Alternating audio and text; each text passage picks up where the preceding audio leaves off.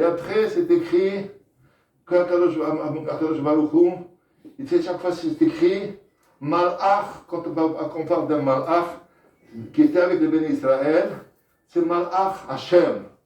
Hashem, c'est Yud Kevavke, c'est Midat Arachamim. Or, après, c'est écrit Vaïssa Malach Ha'elokim Milifnehem Le'acharehem. Pourquoi c'est écrit Malach Ha'elokim?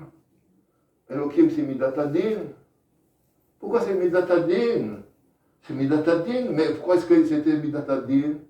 Et le Midrash dit que de la même manière que les Égyptiens, ils ont été engloutis par les flots, les bénis Israël, il y avait un din à ce moment-là, Bashamaïm, il y avait le catégore, il y avait le Sanégor, il y avait le catégore, mais qui va gagner? Est-ce que c'est le catégore Haman Silan qui a voulu que aussi les bénis Israël ils sont engloutis par la mer, comme les Égyptiens ils sont engloutis tous par la mer, aussi les bénis Israël ils sont engloutis par la mer. Et c'est pour ça que c'est écrit Miyeminam, V'amayim dahem, Miyeminam ou Misemonam. Et le Midrash, la Mechilta, c'est ramené là-bas, ça veut dire Miyeminam, c'est Umimino de Eshdat la mort. C'est le zechut de la Torah qui est venu pour les défendre dans Bashamaïm. Umisemolam, c'est le zechut des Tfilim Sha'al Hayat Smol. Et comment ça s'est écrit? Miyeminam Umismolam, c'est ça le zechut de Béné Israël. Et c'est ceux qui les a sauvés. Eminam, c'est la Torah qui les a sauvés. C'est le Mismolam, c'est les mitzvot aussi qui les ont sauvés. Alors ça, il ne faut pas qu'Akadosh Baruch Hu, à chaque fois il est hayav de nous faire des dissim. On ne sait pas, il faut qu'on ait des schouyotes. Il faut qu'on est dans une situation de guerre, si on pourrait dire, de la guerre de Gog et Magog, d'après ces tzadikim. On est dans la guerre de Gog et Magog, et comment est-ce qu'on peut s'en sortir? On ne s'en sortir que d'une chose, Torah et mitzvot. Les Zichron Livracha, le Manoach Rabbi Mesod, Zechet Tzadik Kadosh Livracha, c'est ceux qu'il avait. Torah ou mitzvot. Ahavat Israël, pourquoi? Pour les ramener à la Torah, au mitzvot. Tout cela, c'était dans un seul but, Mezaker Rabim. Comme le Pasuk dit, Umatzdike Rabim, Kechochavim le'olam va'ed.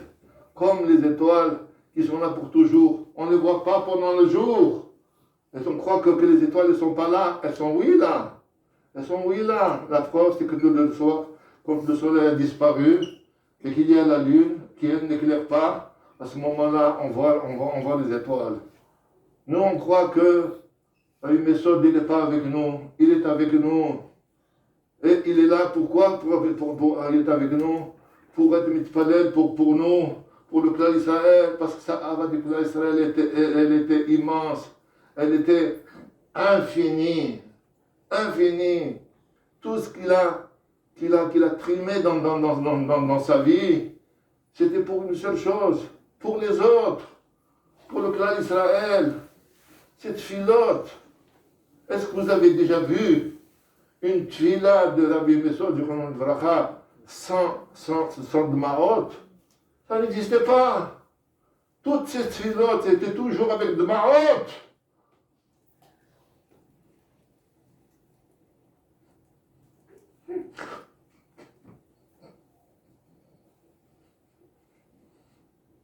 Ah, cette tfilote,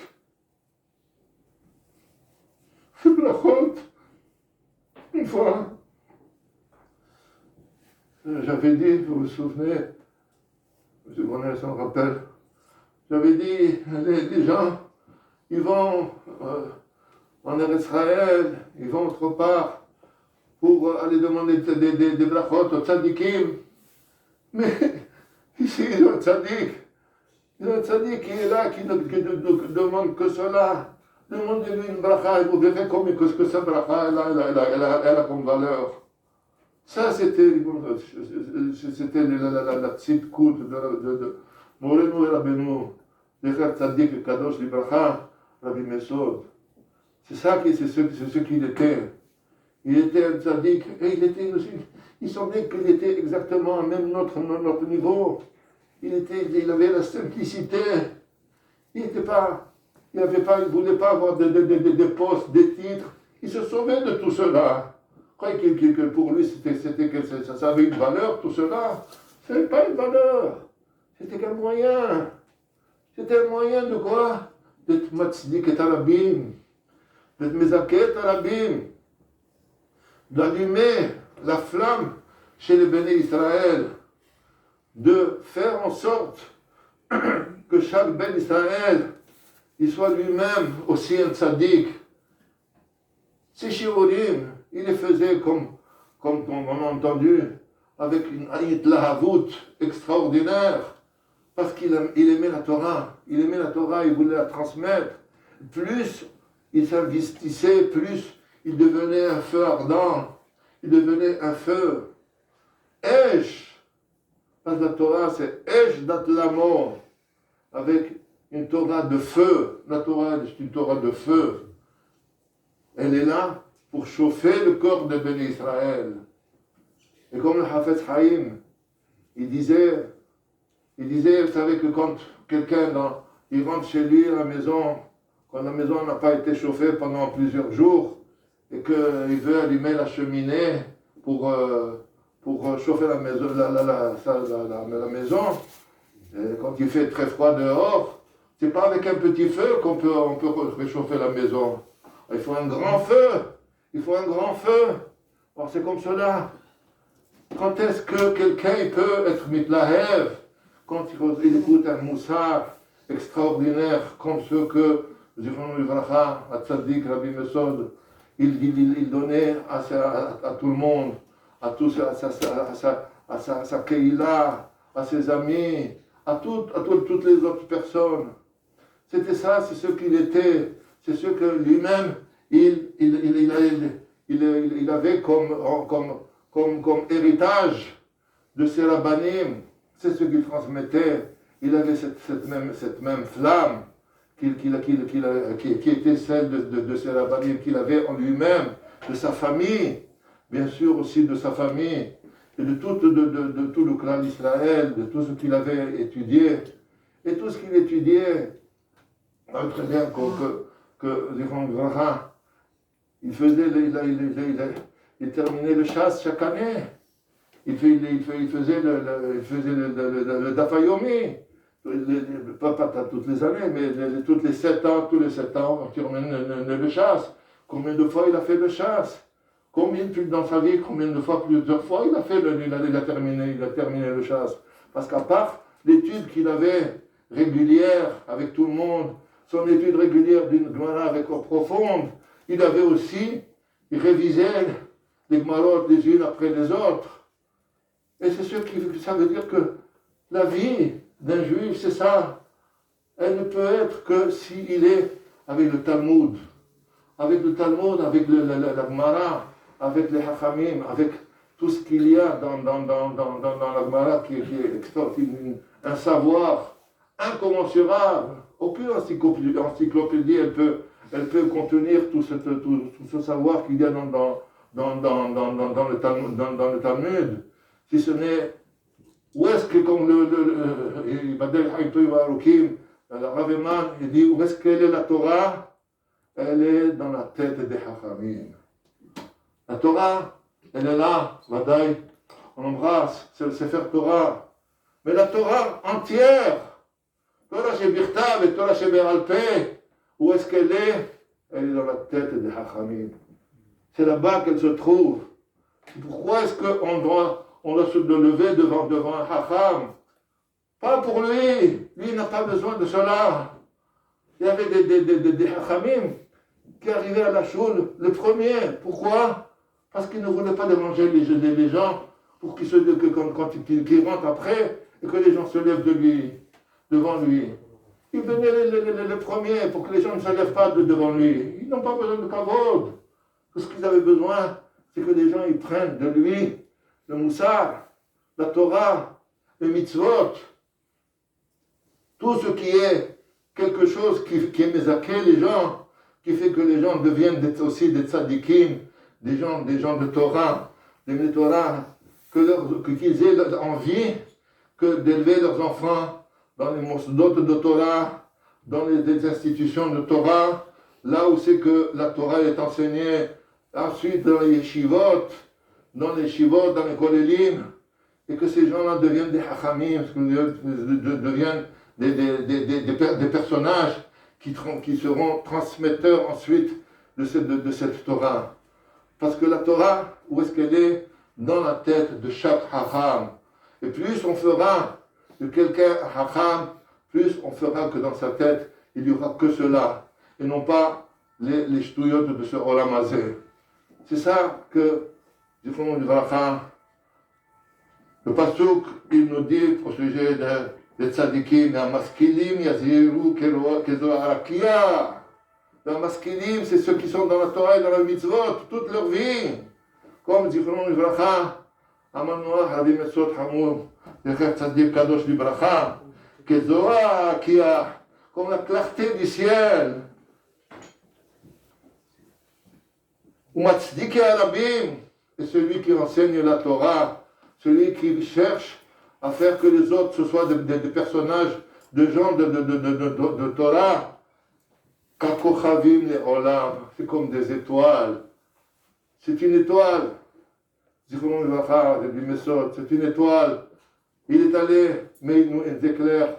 Tous les soirs, on peut le voir dans les étoiles du ciel, avec les tzadikim. Chaque étoile représente un des tzadikim de tout le clan Israël. Et il y en a énormément. Et il est là pour toujours.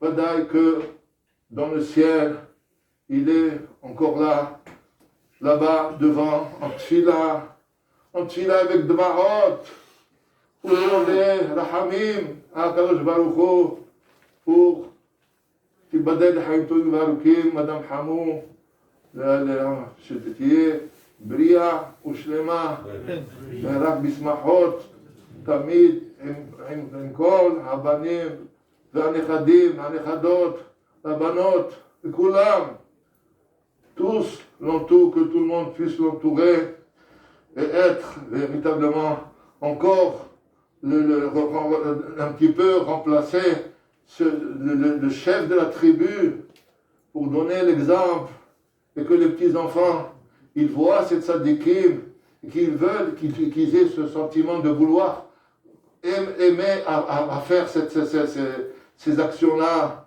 ces mitzvot, la Torah, et de devenir à leur tour des hachamim. Une bête Knesset comme cela, c'est quelque chose d'extraordinaire.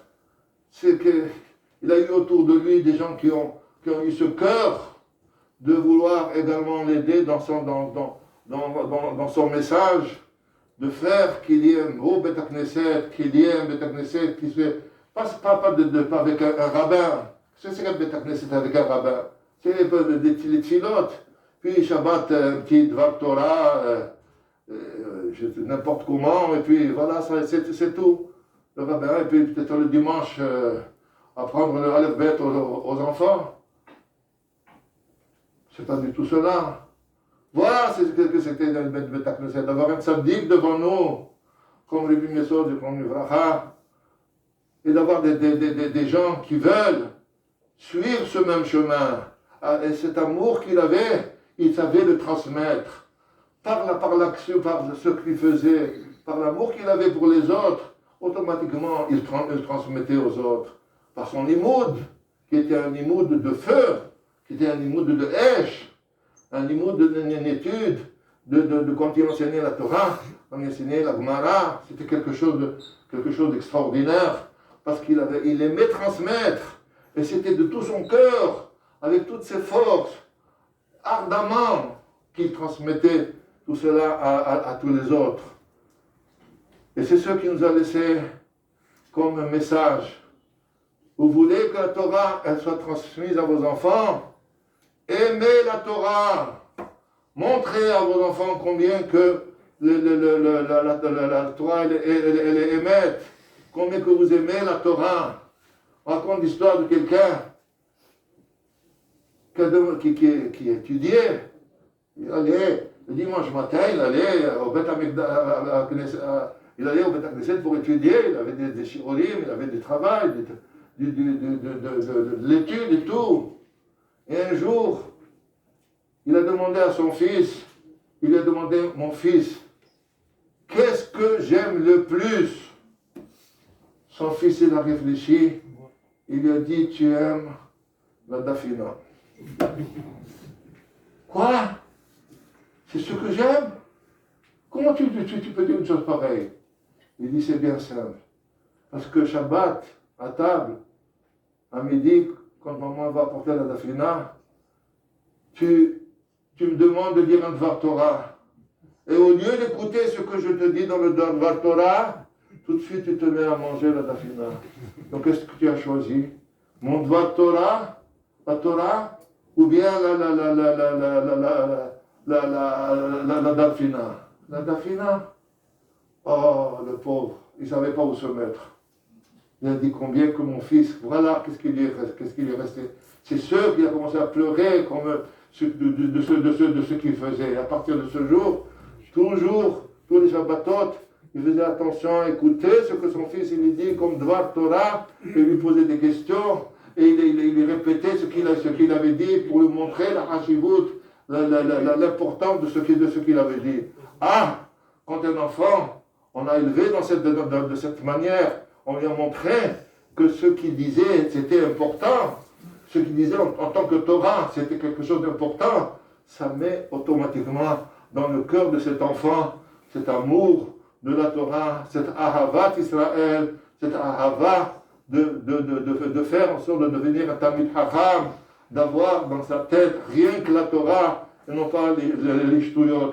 Qu'Akadosh Baruch Hu fasse que tous les enfants du clan d'Israël ils soient comme cela, qu'ils aient dans leur cœur cet amour, et c'est ce que Zichrono Livracha, avec Mesod, il voulait transmettre à tout le monde. Ce n'était pas simplement de lui de dire qu'il était tzaddik, lui il n'aimait pas du tout la hanifout ou quelque chose comme ça. C'était pas pour lui. Il était ce qu'il était. Et chaque fois il croyait qu'il n'était pas encore arrivé à une madriga. Encore il travaillait.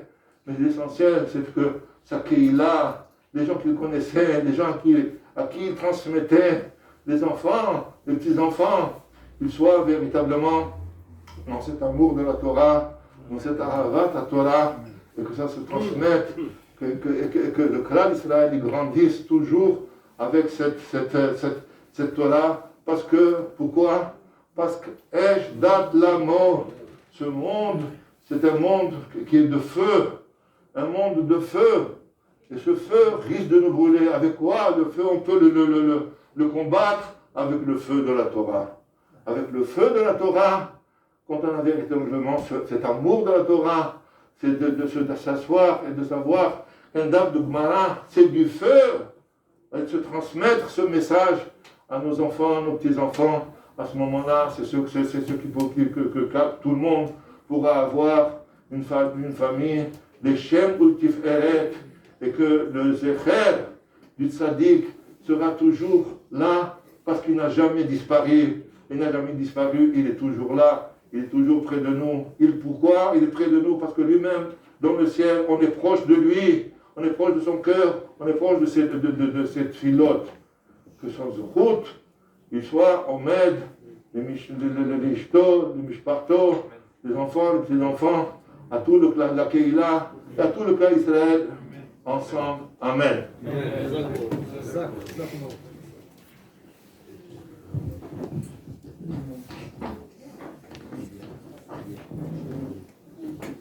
מכובד רבי אליה, חתן ג'ורה.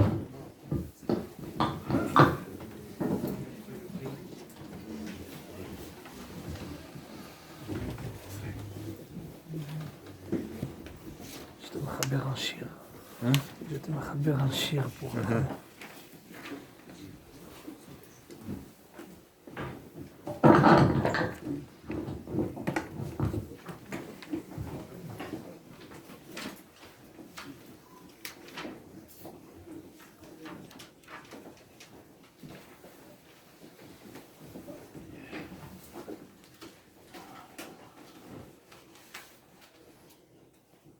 C'est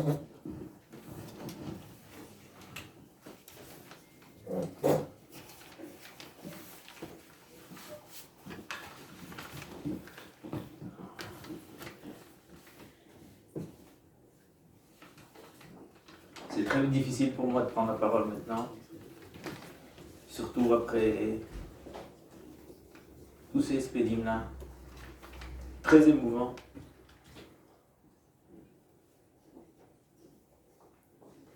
Qui nous ont fait remonter beaucoup de souvenirs qu'on a passés.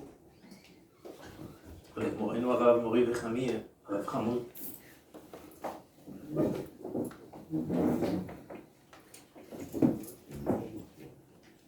Et comme a dit Rav Shmuel,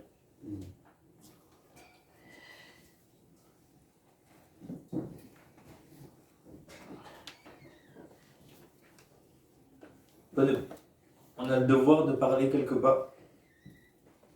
Faire kavod, ce kavod qu'on n'a pas pu lui faire.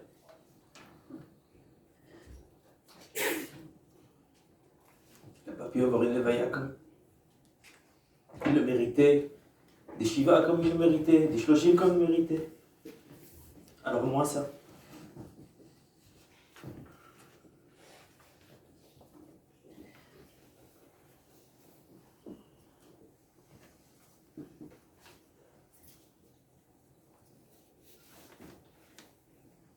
Me semble que un des points centraux, fondamentaux, ça a déjà été rappelé, mais je vais le rappeler encore une autre fois, sous un autre angle, c'est la sincérité qui émanait de lui, qui était particulière à lui, et dans toutes les mitzvot qu'il faisait, cette sincérité-là, ce point de lève, il réapparaissait. Et c'était ça le moteur de chaque mitzvah qu'il faisait.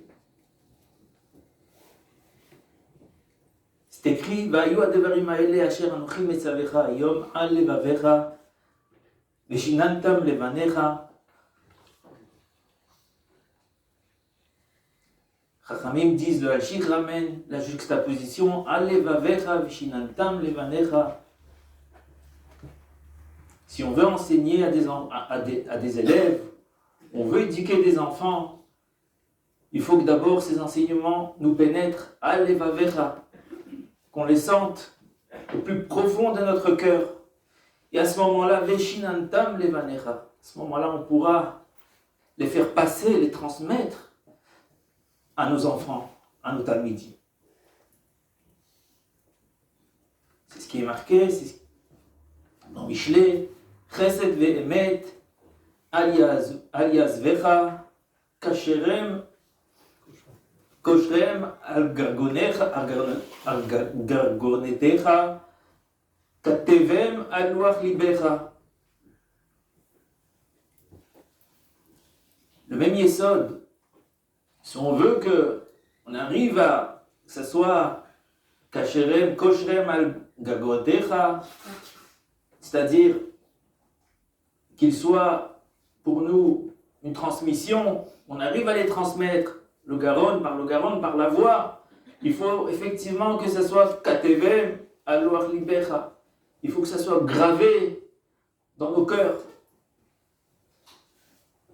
C'est de cette façon et cette unique façon qu'on pourra transmettre à nos enfants, à nos talmidim. Et Béhémet le Rav, Mori Vechami, Zer Tzadik Livracha, excellait dans cette mida-là, cette particularité, cette sincérité qu'il avait dans chaque mitzvah, dans l'accomplissement de chaque mitzvah, il l'accomplissait avec lève, shlemut à lève. Et on ressentait tous ce point. Et c'est ça qui nous attachait à lui. C'est ça qui nous donnait l'envie de lui ressembler.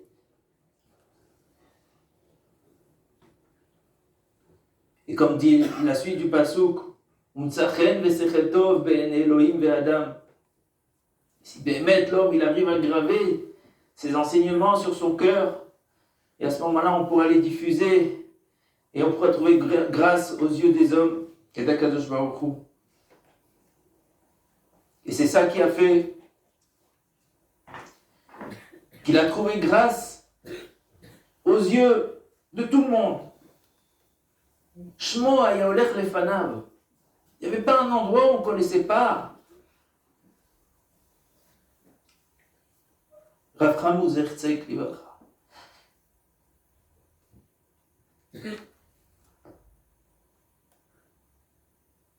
Là où on en est, ces bienfaits étaient connus de tous. Shem Tov. Ça m'arrivait des fois d'aller en Verse. J'allais voir le Rav Leibish. Et je lui disais, je suis le genre de Rav. Son visage s'éclairait. Et il me disait, Timsor l'Odrishat Shalom. Il y avait une simcha particulière quand il entendait des nouvelles du Rav. Il me demandait ma shlomo.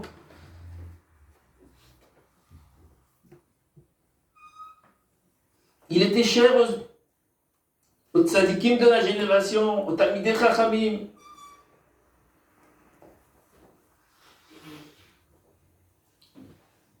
À mon sens, c'est cette sincérité-là.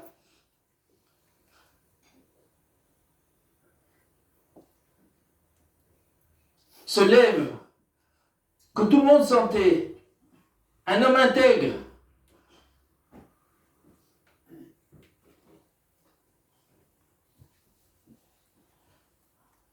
Pas de ranifoot. Quelqu'un qui avait de l'argent, quelqu'un qui n'avait pas d'argent, c'était la même chose. Il aidait tout le monde.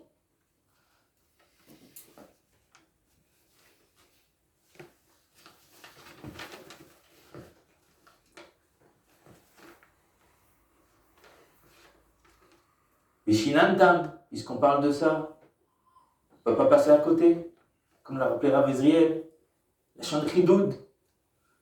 Sheyu mechudadim beficha, le Rashi ramène là-bas, Shimshalcha Adam, Davar, lo tetzarich legamgem bo, ela emor lo miyad. Bikiyut bashas, impressionnant. Commencer, compléter. On parlait de ça, il intervenait. Posait une question, il répondait. Partout. Bli legam-gem. Impressionnant. Une bekiout hors norme.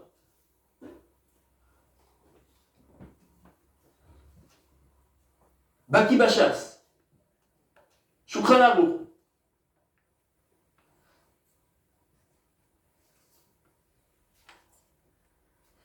Quand je venais Shabbat, on passait Shabbat, on parlait de Divrei Torah, on parlait de ce qu'on étudiait au collège.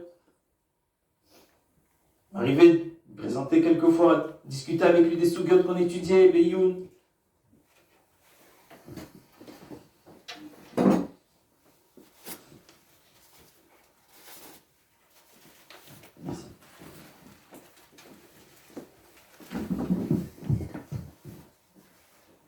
On avait l'impression qu'il venait d'étudier la Souga, tellement que les choses étaient claires pour lui. On avait passé déjà 1 semaine, 2 semaines sur cette Souga. On discutait avec lui, on dirait qu'il l'avait étudié il y a 1 heure. Shoel, Makché, Meshiv, avec une Itla Avout.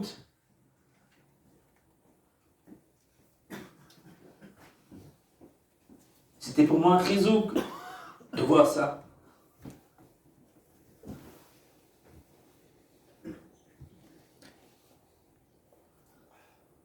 Toujours, il voulait toujours écouter un chidouche, une kouchia, un dirouz. Yoev Torah. Lomed ve'oev Torah. Oev chidouché Torah.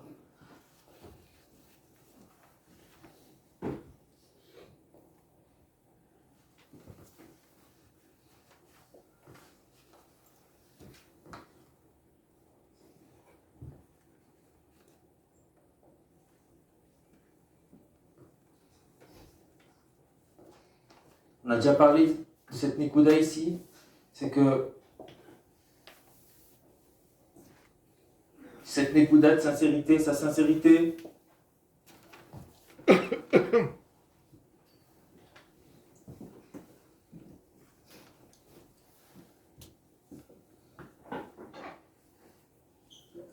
ce qu'il a hissé au rang de manhig d'une Keïla et d'avoir une aura à l'extérieur tellement grande, il me semble que c'est justement cette Nekuda de Nesia Beol im Chavero, comme on avait dit une fois ici déjà, Vayar Besivlotam, à l'image de Moshe Rabbeinu, que Moshe Rabbeinu Natan Enav Libo Liot Mitzer Alehem, il a donné ses yeux, son cœur, Libo, afin de partager leur peine et leur souffrance.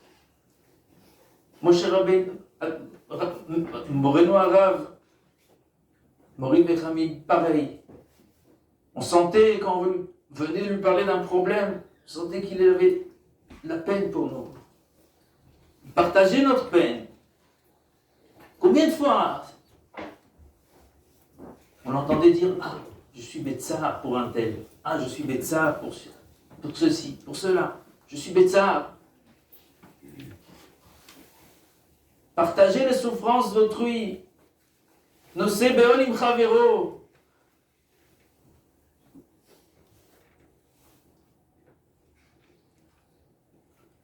C'était une mida dans laquelle il excellait.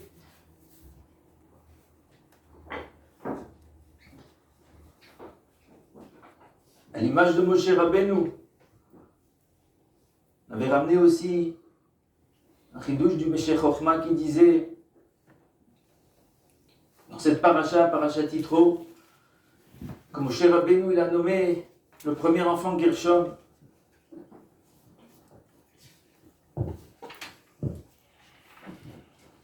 Qui Amar Geraïti Beretz Nokria, et le second Veshem Echad Eliezer, qui est Eloé Avi Be'ezri Vaetzieni Mecherev Paro. Pourquoi il n'a pas nommé le premier enfant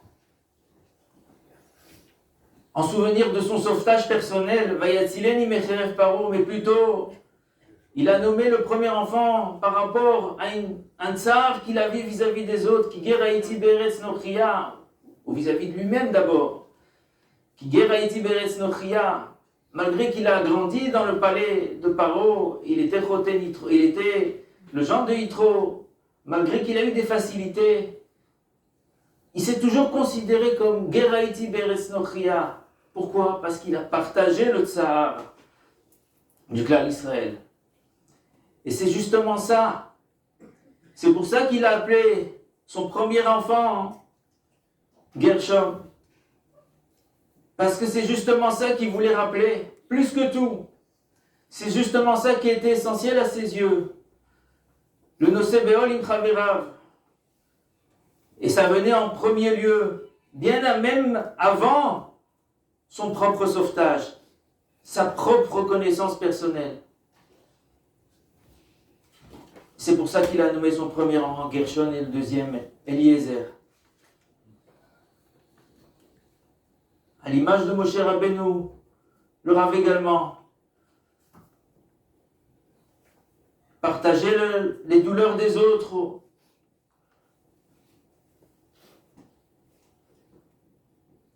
Ad Kedekar de voyager en Eretz Israël pour des Levayot,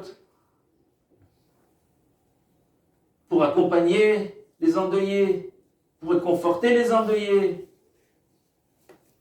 Il donnait de son temps, de sa personne, pour les réjouir aussi, lors des smachot, il y mettait de tout son cœur, toute sa sincérité, une avoda personnelle.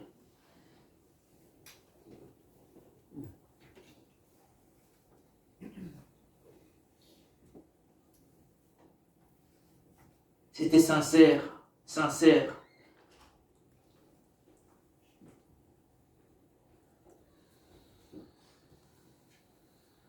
Et c'est comme ça que les choses passaient. C'est comme ça qu'il arrivait à toucher les gens. C'est comme ça que les gens évoluaient, changeaient.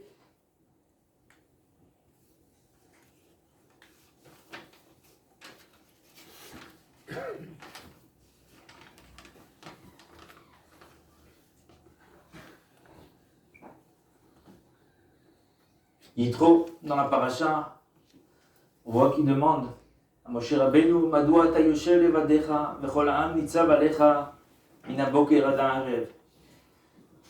Pourquoi tu es assis seul et tout le peuple il est debout, il t'attend? C'est pas kavod, zilzoul. Qu'est-ce qu'il lui répond Moshe? Moyom Moshe lechotno, ki yavo elai, ha'am lidrosh Elohim, כי יהיה להן דבר בא אליי ושפטתי בין איש ובין רעהו והודעתי את חוקי האלוהים ואת תורותיו. Dit le Ramban, Moshe Rabbeinu nous répond trois choses. Première chose, qui yavo elai ha'am lidrosh Elohim. Elohim. Le peuple va venir et Doresh Elohim. C'est quoi Doresh Elohim? Le Ramban ramène plusieurs preuves que Doresh Elohim, l'itpalel al cholehem, de venir prier pour leurs malades. Qui yé lahem davar elai veshafati ben ish ben reu. Deuxième chose, Moshe Rabbeinu lui a répondu, je juge leur litige. Troisième chose, ve'odati et chukei Elohim ve'et torotav. Je leur enseigne la Torah. Ces trois choses-là, c'est pour ces trois choses-là que le clan d'Israël m'attend.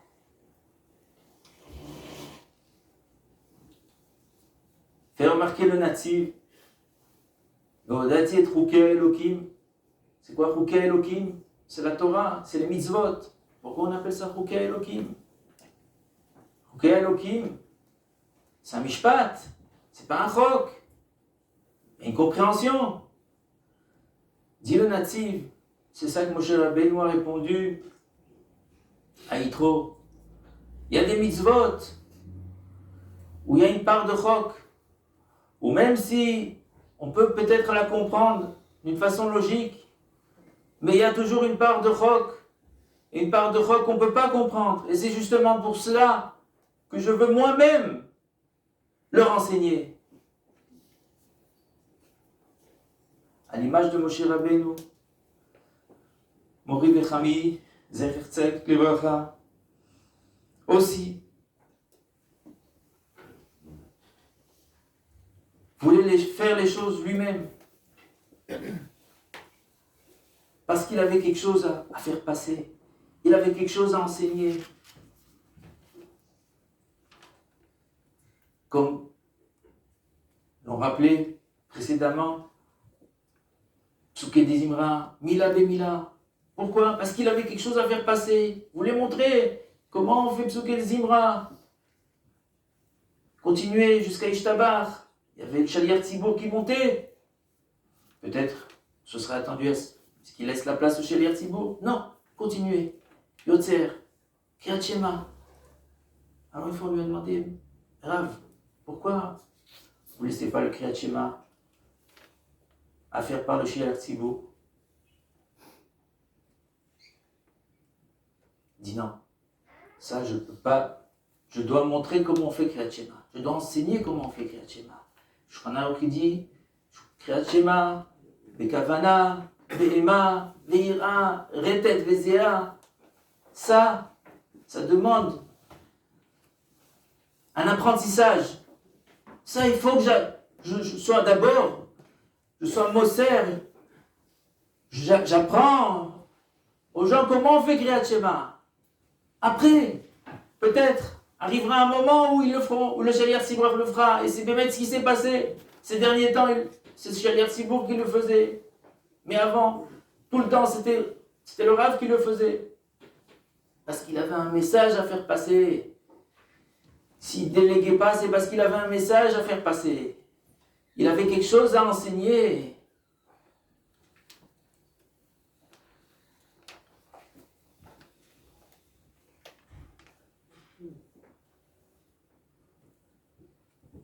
La première fois, j'ai passé Shabbat.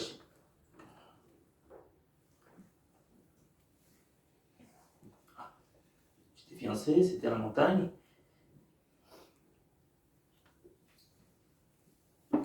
C'était lui qui faisait Kriyat Torah. C'était Parashat Vaïtranan.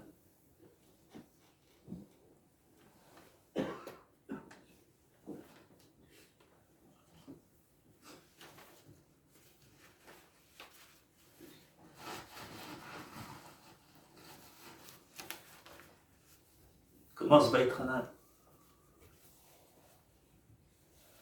Commence la paracha Vaïtranan, Hashem Emo, Hashem Elohim, Ta'achilota. Commence le Rav à chanter la paracha avec les Ta'amim. Commence à supplier à Kadosh Baruch Hu. On aurait dit Moshe Rabbeinu qui supplie à Kadosh Baruch Hu pour rentrer en Eretz Israël. Tous les sentiments qu'il a rentrés dans cette lecture de la paracha nous faisaient vivre littéralement le scénario de la paracha. Il nous faisait vivre la tefila de Moshe Rabbeinu pour rentrer en Eretz Israël. Il vivait la mitzvah. Il mettait tout son cœur. Shlemut Alev. Pareil. Combien de fois on l'a entendu pleurer? Kriyat Torah, Bifrat la Kriyat Torah, de Yosef avec ses frères. Quand les frères de Yosef, Saana, Pesha, Avdecha, Vechatatam, pleuraient. Comme si c'était les frères qui demandaient Mechila à Yosef. Sa voix était tranglée par les sanglots, tellement qu'il était sensible à tous ces passages qu'on lisait. Il ne restait pas insensible. Il n'y avait pas d'insensibilité chez lui. Ça n'existait pas.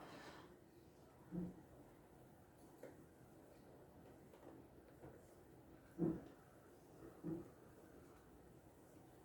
faisait passer ses sentiments dans toutes les mitzvot qu'il faisait. Il fera dans la lecture de la Torah. Dans la tefila, on ressentait, comme vous avez dit, il n'y avait pas il n'y avait pas de tefila quand il faisait chez les Tzibur. Il était venu à Créteil, il avait fait Moussaf. Il avait pleuré pendant Moussaf. Il me dit, mais c'est pas. Les gens ils sont venus après me voir, ils me disent, mais c'est pas Moussaf de Kippour. Je lui dis, c'est comme ça. Tefila chez lui, c'est une marotte.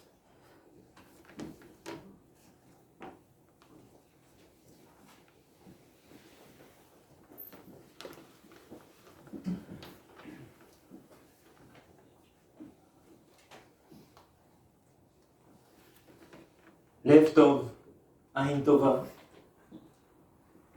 Lev Tov, c'est le yesod de tout. Dans Lev Tov, il y a tout.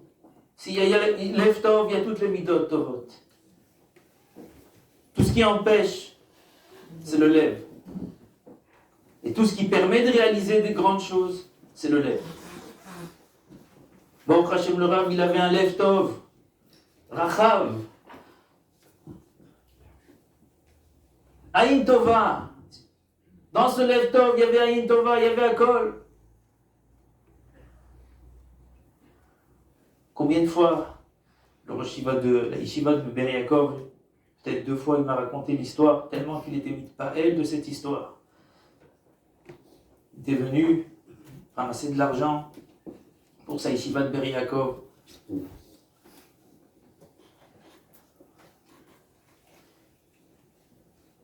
Et le Rav l'avait invité au gala. Et voilà qu'au gala, le Rav se lève et il fait un appel pour le Rosh Yeshiva. Et une fille de Natvanim qui était venue pour le gala, elle se lève également pour profiter de ta présence et de la bracha, du Rosh Yeshiva, et de faire des dons pour la Yeshiva.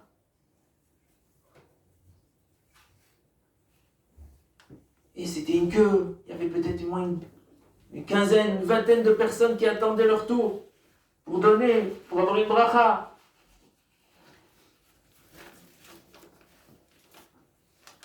Ceux qui avaient organisé le gala, mais c'est normal.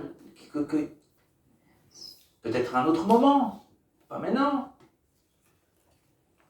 Et il répondait avec bitachon, ce qui doit me revenir me reviendra.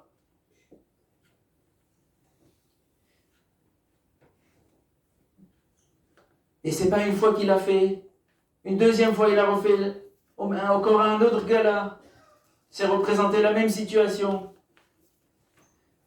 Et les mêmes faits se sont reproduits. Ad Kedekar que ce Rosh Yeshiva à raconter cette année, parce que mon fils est dans la yeshiva, au Talmidim, cette histoire, une histoire qui l'a marqué, n'a jamais vu un tel comportement, un tel détachement de Chemdet Amamon.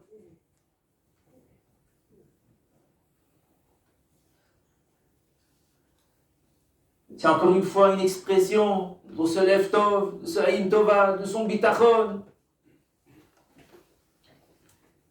Et pour terminer, aussi, dans l'ancienne choule, après Saint-Gervais, vous pouvez voir toutes les coupotes de toutes les mosdot qui trônaient sur la bima.